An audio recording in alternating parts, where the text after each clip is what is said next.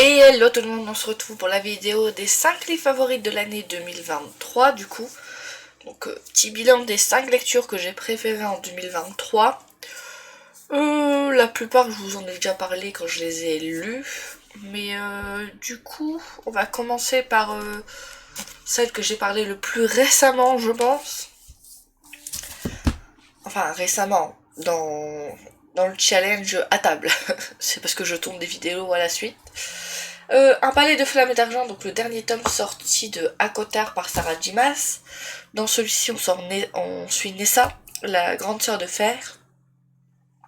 Du coup, Akotar, c'est quoi dans les grandes lignes? C'est l'histoire de Fer, une jeune femme qui chasse pour sa famille, ils sont pauvres et elle part chasser pour sa famille pour qu'ils puissent se nourrir. Et un jour, elle va tuer un loup géant, sauf que ce n'était pas un loup géant, c'était un faille. Donc du coup, le le roi du printemps, je ne sais plus comment on dit exactement, le monarque du printemps, va venir la chercher en lui disant qu'elle avait commis un crime et qu'elle devait payer, et pour le payer qu'elle allait devoir partir avec lui dans la cour du printemps et y rester. Et là on va découvrir qu'une malédiction pèse sur tous les failles et qu'ils ont besoin d'elle pour se libérer. C'est aussi un peu une réécriture de La Bête et la Belle pour le tome 1. Après, ça change beaucoup. Mais voilà vite fait c'est quoi Akotar au début. Dans celui-ci, on suit Nessa, la grande sœur du coup, après plein d'événements qui se sont passés. Et notamment le fait qu'on la suit se reconstruire, apprendre à vivre avec tout ce qui est arrivé et ce qu'elle est aujourd'hui. Voilà. Mon tome préféré de la saga, c'est quand même le 2. Mais je ne savais plus si j'avais lu le 2 en 2023 ou en 2022. Donc du coup, j'ai placé une de mes dernières lectures qui avait quand même un 19 sur Livre Addict. Donc voilà pour cette première lecture qui est dans mon top 5 des lectures de 2023. On va y arriver. Ensuite, j'ai lu début d'année 2023, je crois, Légendebourg, tome 1, Légende vif. Je vous mets le petit résumé pour le coup, celui-ci c'est un tome 1, je peux vous mettre le résumé. Voilà. Donc on va suivre Brie Matthews qui après le décès de sa mère va partir à la fac où sa mère avait étudié étant plus jeune. Et là-bas, elle va découvrir que cette université est un peu spéciale. Elle a une confrérie aussi un peu particulière. On va découvrir que la magie existe. C'est dans le résumé, je ne spoil rien du tout. Qui a une confrérie qui tourne autour un peu du roi Arthur.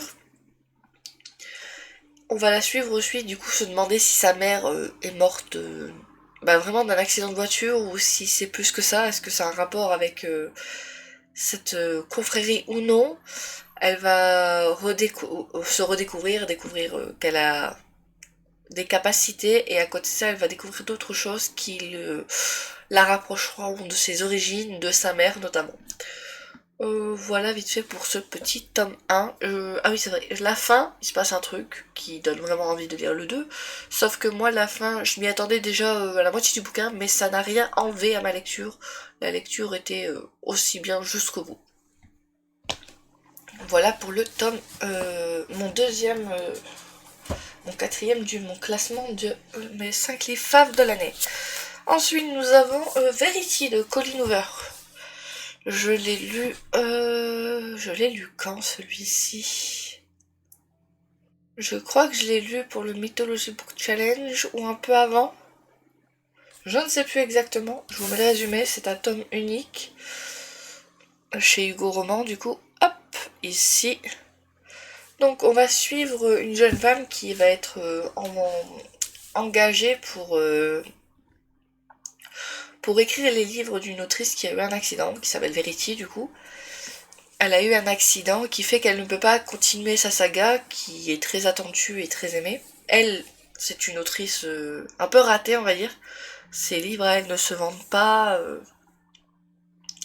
Voilà, elle va rencontrer du coup le mari de cette Verity qui vient pour la chercher, pour lui dire c'est vous qui devez continuer à écrire les livres de ma femme. Elle comprend pas trop pourquoi elle les choisit, mais elle accepte, du coup elle y va. Et du coup pour... j'ai beaucoup et du coup, hein, excusez-moi. Mais elle va aller chez cette famille, donc vivre là-bas quelque temps pour un peu s'imprégner des écrits de Verity. Donc dans le bureau où elle a tout son farfouillis pour la suite de la lecture de son... Bah de sa saga quoi. La suite de sa saga. Sauf que là-bas elle va découvrir un manuscrit un peu particulier qui ressemble beaucoup à une autobiographie et qui décrive des choses que Verity aurait faites, vraiment terribles, et des pensées vraiment terribles par rapport à son entourage. Et on va se demander si Verity est vraiment ce qu'elle prétend être. Parce qu'il se passe des trucs bizarres aussi autour de Verity tout au long du fait que notre petite autrice est là-bas pour continuer ses recherches. Mais par contre, la fin, vous y attendez pas, ça vous retourne le cerveau. Et on se pose quand même une petite question à la fin. Moi, j'ai une petite question. J'ai fait une vidéo sur Verity, il me semble. Normalement, j'ai tout dit. Si je n'ai rien oublié, si vous voulez plus de détails sur Verity, il y a une vidéo qui est sortie en 2023 du coup. Voilà pour cette lecture-là. C'est une de mes meilleures lectures assez rangée en new romance. C'est clairement du thriller. Pas du thriller, mais si je sais pas, c'est pas de la new romance. C'est dans thriller que j'avais dit, je sais plus. Mais il y a une romance dedans, mais c'est pas le sujet principal de ce qui se passe à l'intérieur du bouquin. Voilà pour le numéro 3. Le numéro 2 du coup, enfin je vous dis numéro, je les ai même pas classés, c'est juste que je vous présente mon top 5. Ça c'est une de mes dernières lectures de... j'ai fini début décembre celui-ci. Vraiment début décembre.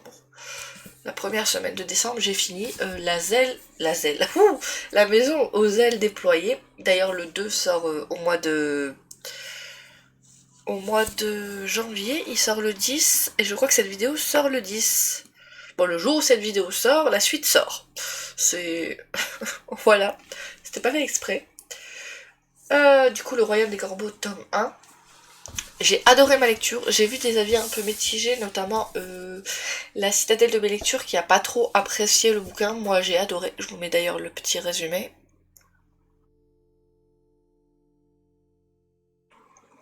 Moi j'ai beaucoup aimé l'histoire. C'est vrai que l'héroïne peut être un peu chiante. Je cache pas que l'héroïne de temps en temps elle peut être agaçante. Mais moi j'ai beaucoup aimé l'histoire, donc du coup on va suivre l'histoire d'une jeune fille qui est de semi-faillée, demi-faillée, je ne sais plus ce qu'on dit, mais c'est pas une pure sang faillée, et qui va être dans un des territoires... t'as plusieurs territoires, t'as les territoires où les faillés pure souche y sont, les humains, les demi-humains et tout, t'as plusieurs territoires. Eux ils sont pas dans le pire, mais pas le meilleur non plus. Et elle travaille là, et elle va... comment dire, on va lui... Une femme va lui proposer de trouver des corbeaux, de partir à l'aventure, de trouver des corbeaux qui ferait que... J'ai du mal à expliquer ce bouquin. Oui, c'est pas bonjour. Hein. Si vous avez vu la vidéo que j'ai sortie pour le bilan que j'ai du challenge à table, je l'ai tourné juste avant. Je suis fatiguée, je viens de me lever, c'est compliqué. Donc du coup, on va lui donner une mission de trouver 5 corbeaux, de les délivrer, et si elle arrive à faire cette quête, à délivrer 5 corbeaux, elle pourrait devenir reine. Voilà, ça pourrait l'aider à venir au trône et du coup faire éjecter le roi qui est sur le trône en ce moment, qui fait pas grand chose, pour aider les gens, les humains, qui sont dans un territoire pas très très glorieux, quoi. C'est sale, ils ont rien, ils ont le droit à rien, parce que t'as le droit à des choses quand tu es pur sang. D'ailleurs, les semi-elfes n'ont pas le droit d'utiliser leur pouvoir, normalement. Seuls les... Pourquoi j'ai elfes? Les... Pourquoi je dis elle? Ah, fae. Voilà. Les mi-fae n'ont pas le droit d'utiliser leur pouvoir, seuls les fae de pure souche ont le droit de le faire. Et on va la... Il y a des raisons pour lesquelles au début elle va faire cette quête, qui au fur et à mesure vont évoluer. On va la suivre dans les dangers de cette quête. Moi j'ai beaucoup aimé le corbeau. Sans en dire trop, j'aimais bien le corbeau. Et je me doutais dès le début de qui était le corbeau, on va pas se mentir, c'est gros comme une maison, mais ça n'enlève rien à l'histoire. Et du coup voilà, on va suivre notre jeune fille. Découvrir qui elle est d'ailleurs, parce que elle n'est pas tout à fait ce qu'elle croit être au début, elle va découvrir plein de choses au fur et à mesure de l'histoire. Sur sa famille aussi. Et ce qui se passe à la fin laisse pressentir un changement. Ça a l'air de... Oui, comment dire que ça ne va pas continuer dans le truc, parce que le livreur s'en suffit lui-même pour la quête. Donc la quête elle commence et elle se finit dans le tome 1, parce que la suite va vraiment être dirigée vers autre chose. C'est ce que je pense, en tout cas. Mais j'ai adoré ce tome 1, je ne l'ai pas en collector parce que j'avoue que les collectors ça devient cher. Chez Corrigan je n'ai qu'un seul collector, mais ils sont beaux en soi. Et après il n'y avait pas grand chose qui changeait. À part que c'était rouge là, sinon il n'y avait pas vraiment de trucs incroyables non plus. Mais voilà. Voilà pour celui-ci. J'ai du mal à m'expliquer aujourd'hui. J'espère que ça ira quand même dans la vidéo. Et le dernier n'est pas des moindres et qui va sortir la suite février ou mars. Il me faudra en toc-toc, plus que j'ai le 1 en toc-toc. 6 couronnes écarlates. Alors pour le coup, 6 couronnes écarlates, quand je l'ai commandé ou qu'on me l'a offert, je ne sais plus c'était quoi exactement. Il faut savoir que parce que je le trouvais pas dans mes librairies, donc je l'ai pris, ou la personne l'a pris sur Amazon. Je ne sais plus c'était quoi l'histoire. Je confonds peut-être avec un autre. Hein. Mais il était marqué brochet. Je le reçois, ce n'est pas un brochet. Je ne sais plus si j'avais déjà raconté cette histoire, mais voilà pour le toc-toc, vite fait.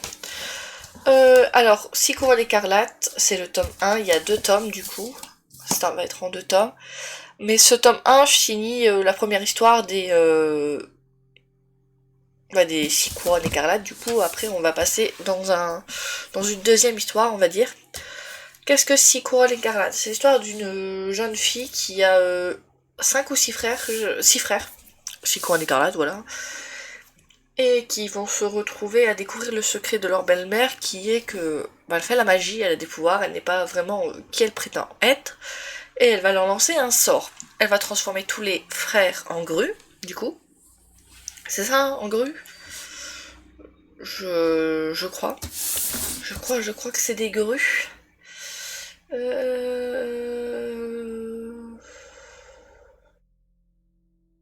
voilà, en grues. Et Shiori, elle va avoir une sorte d'assiette ou de je ne sais plus quoi collé à son panier, un panier je crois que c'était, collé à sa tête, qui fait qu'on ne la reconnaît pas et qu'elle ne peut pas utiliser la magie. Et si jamais elle enlève, elle arrive à enlever le panier, non, il faut elle ne peut pas parler tant qu'elle a le panier sur la tête. Je vais y arriver.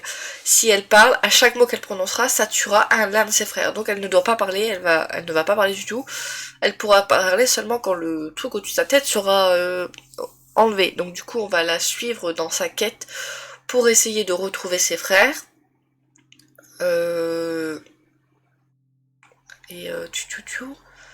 Et du coup, combattre leur belle-mère et dire à leur père qui elle est. Mais tout ne va pas se passer exactement comme notre jeune fille le souhaite. Et j'ai bien aimé l'évolution de notre petite princesse qui n'a jamais rien fait de ses histoires, qui va apprendre, qui va faire des choses, qui va évoluer. Non, c'était très sympa. Et du coup, hâte de lire le 2 qui va arriver très prochainement. J'aime bien le jaspage bleu.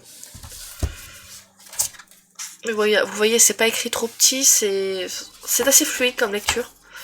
Et j'ai du mal avec les mots, mais normalement, Si vous ne l'avez pas loupé, beaucoup de personnes en ont parlé au mois de... je voulais dire en année 2023. C'était une très bonne lecture et j'ai hâte de lire la suite.